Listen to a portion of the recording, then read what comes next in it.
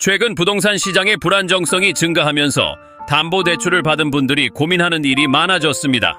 특히 대출 금액이 부동산 가치의 50%를 초과하신 대출자분들은 더욱 신경 써야 할 시점에 이르렀습니다. 이러한 상황에서 만약 부동산의 가치는 급락하게 된다면 담보대출자의 입장은 더욱 심각해질 수 있습니다. 부동산 가치는 다양한 요인에 의해 영향을 받습니다. 시장의 경제 상황, 금리 변동, 인구 이동 등이 복합적으로 작용하면서 부동산의 가격이 하락하는 경우가 발생할 수 있습니다. 특히 담보대출 금액이 부동산 가격의 50%를 넘는 상황에서는 시세 하락이 곧바로 이러한 대출자의 재정적 위기로 이어질 위험이 큽니다. 만약 부동산 값이 급락한다면 대출자의 자산이 부채보다 낮아지는 상황인 마이너스 자산이 생길 수 있습니다. 이렇게 되면 대출자분들은 상환 능력에 대한 심각한 고민을 하게 됩니다. 버팀목이 되어야 할 자산인 부동산이 더 이상 안전한 자산으로 여겨지지 않게 되어 부동산을 포기해야 하는 지경에 이를 수도 있습니다. 특히 이러한 결정을 내릴 때는 감정적인 부분보다 이성적인 판단이 더욱 중요합니다. 더불어 시장의 불황기에는 다양한 대출 구조의 변화가 생길 수 있습니다. 대출의 상환 방식을 조정받거나 채융자와 같은 방안을 검토할 필요성이 커집니다. 그렇기에 담보대출을 받으신 분들은 금융 전문가와 상담하시어 신중하게 대처하는 것이 필요합니다.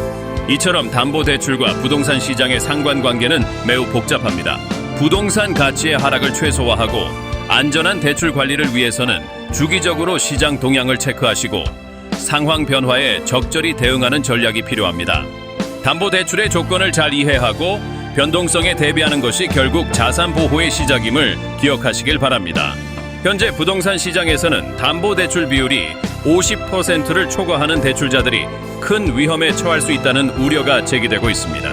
일부 전문가들은 부동산 가격이 최대 50% 이상 하락할 가능성을 경고하며 과도한 대출로 인해 대출자들이 부동산 자산을 유지하기 어려운 상황에 직면할 수 있다고 분석하고 있습니다. 담보대출 비율이 높은 경우 부동산 가격이 하락하면 자산 가치가 급격히 줄어드는 동시에 부채 부담이 커지게 됩니다. 이러한 상황은 대출 상환 능력을 약화시키고 결국 부동산을 포기해야 하는 경우로 이어질 수 있습니다. 특히 최근 금리 상승과 시장 침체로 인해 이러한 리스크는 더욱 커지고 있는 상황입니다. 이와 같은 위험을 예방하기 위해서는 대출 상환 계획을 철저히 검토하고 무리한 대출을 지양하는 것이 중요합니다. 또한 시장 상황을 면밀히 관찰하며 필요시 금융 전문가의 조언을 받아 재무 구조를 조정하거나 대안을 마련하는 것이 바람직합니다. 부동산 자산을 보호하기 위해서는 신중한 재무 관리가 필수적입니다.